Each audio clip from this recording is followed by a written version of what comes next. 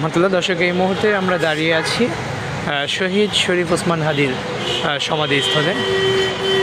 আপনারা দেখছেন যে লোকে লোকারণ্য, মানুষজন আসছেন, দাঁড়িয়ে যাচ্ছেন এক নজর সেই শরীফ ওসমান হাদির কবর দেখার জন্য।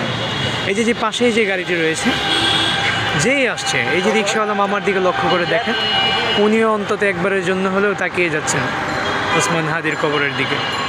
প্রতিটা মানুষ আসলে ভিতরে মায়া কাজ করছে প্রত্যেকের।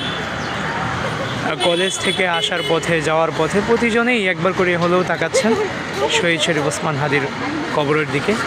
নিরাপত্তাজনিত কারণে ভিতরে কাউকে প্রবেশ করার জন্য অনুমতি দেওয়া হয় না, এই জন্য মানুষজন এখানে দাঁড়িয়েই কিন্তু কবর জিয়ারত করে চলে যান। আপনি রিক্সাওয়ালা আমাদের দিকে একটু খেয়াল করলে বুঝবেন যে প্রতিটা মানুষ এদিক দিয়ে যারাই যাতায়াত করছে তারাই কিন্তু দাঁড়িয়ে যাচ্ছে। কিছুক্ষণ নীরবতা, কিছুক্ষণ দোয়া, তারপরেই ফিরে যাচ্ছে বাড়ির দিকে।